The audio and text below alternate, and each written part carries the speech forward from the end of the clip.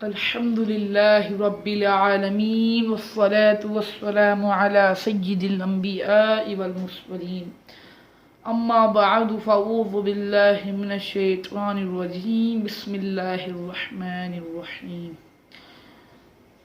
तमाम इस्लामी भाई जो मुलाहिज़ा फरमा रहे हैं, तमाम इस्लामी भाइयों को सलाम अर्ज़ है उनकी खिदमत में। अस्सलामु अलैकुम व रहमतुल्लाहि व बरकातहू।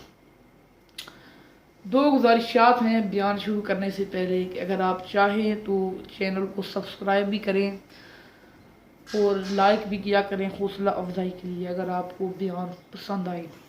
और साथ ये कि अगर आप इस वक्त मसरूफ़ हैं तो पहले आप मसरूफ़ियत को अंजाम दे दें, फिर जो है आप बयान फरमाएँ, क्योंकि 10-15 सेकंड 2 सेकंड अगर आप वीडियो खोल के फिर छोड़ दें तो फिर फ़ायदा नहीं है उसका। तो बयान अगर आप मुलाहिज़ा फरमाते हैं तो फिर पूरा बयान फरमा दो, ज़्यादा बड़ा नहीं होगा, ज़्यादा से 10 मिनट या 12 मिनट तक इसका होगा दौरानिया।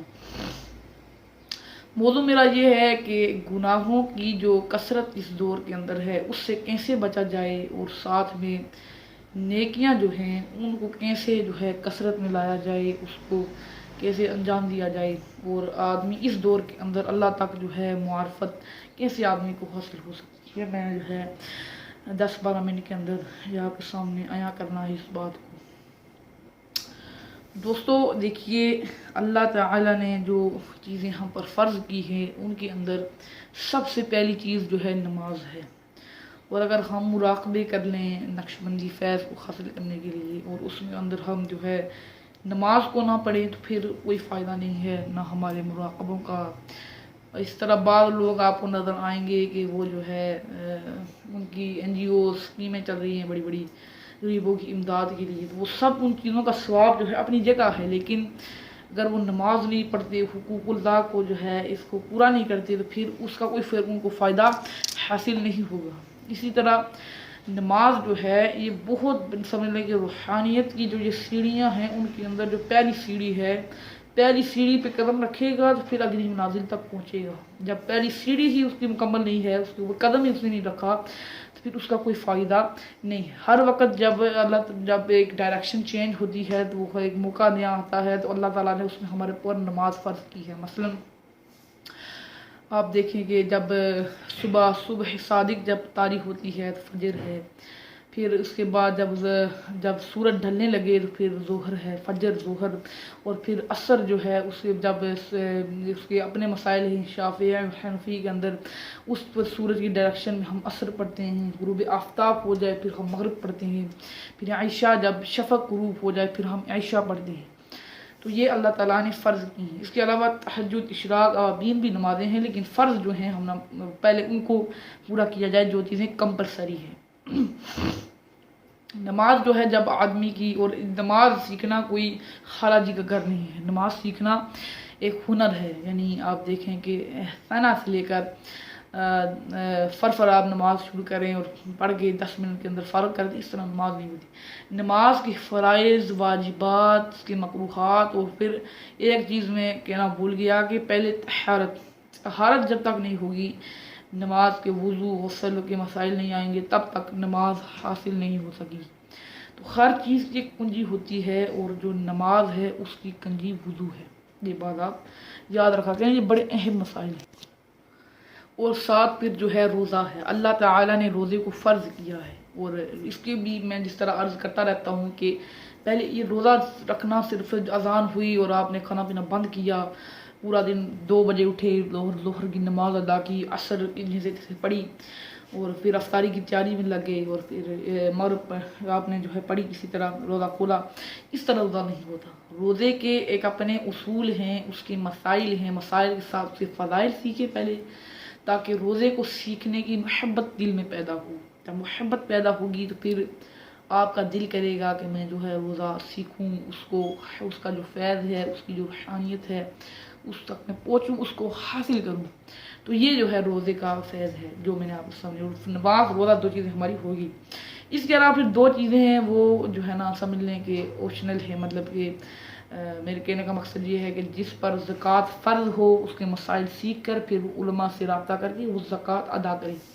और जिस पर भी हज फ़र्ज होगा वो फिर हज करेगा। तो ये चीज़ें मैंने जो है, और एक चीज़ जो पहली थी अकायद के अंदर कलमा तय्यबा, ईमानियात, जब नमाज रोज़ा ये सब चीज़ें तब कामिल होंगी जब तक आदमी जो है अपने दिल के अंदर इस्लाम के तमाम अकायद को जो है पुख्ता कर ले। कलमा तय्यबा इसी का जो है मरकज़ महवर और मंबा है। तो ये चीज़ें मैंने आपके अंदर रख दी है। जब आप शरीअत का मुकम्मल इल्म सीख लें, नमाज रोज़ा ज़कात हज, फिर आप आएँ इखलाकियात की तरफ। और ये इखलाकियात, इसको लिखा है उलमा ने कि ये तमाम जो पिलर्स हैं इस्लाम के, वो सब पिलर्स हैं, लेकिन जो छत है वो है अखलाक। ये बात आप याद रखें, ज़हन के अंदर बैठाएँ।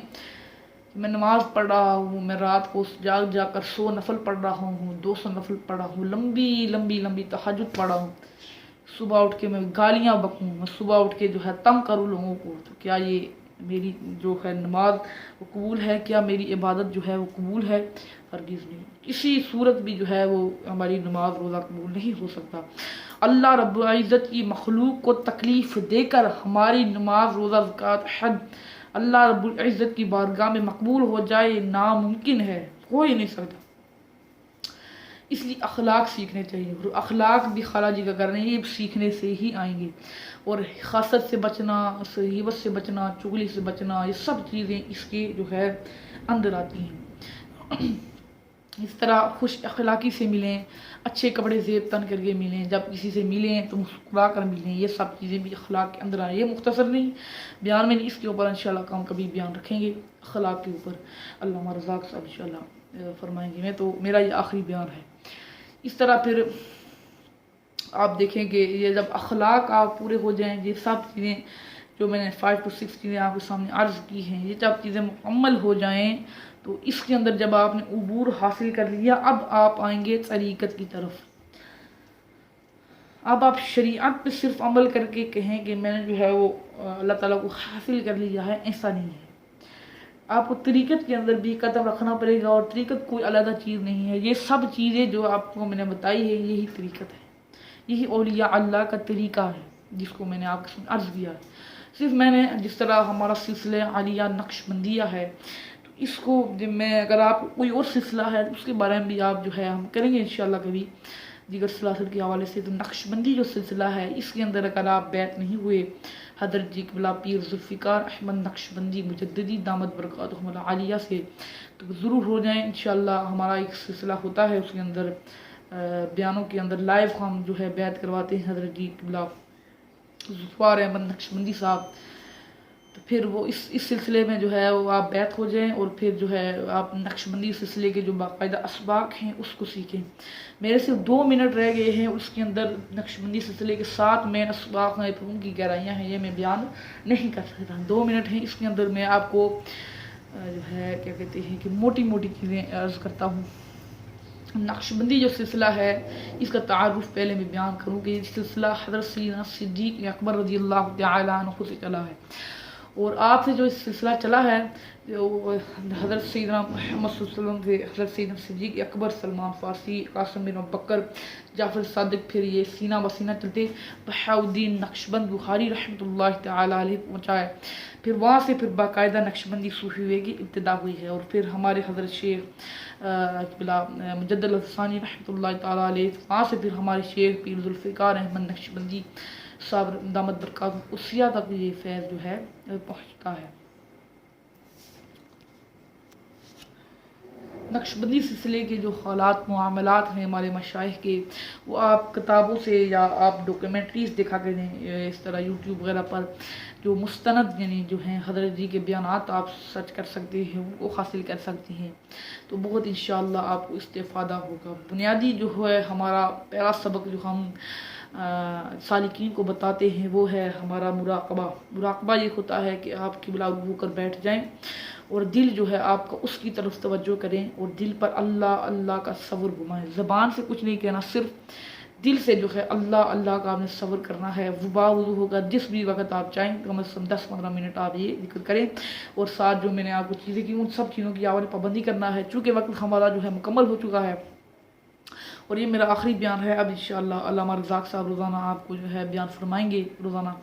तो रोज़ उसको देखा करें। मेरा वक़्त मुकम्मल हो गया है। व आखिरु दावाना अनिल हम्दुलिल्लाहि रब्बिल आलमीन।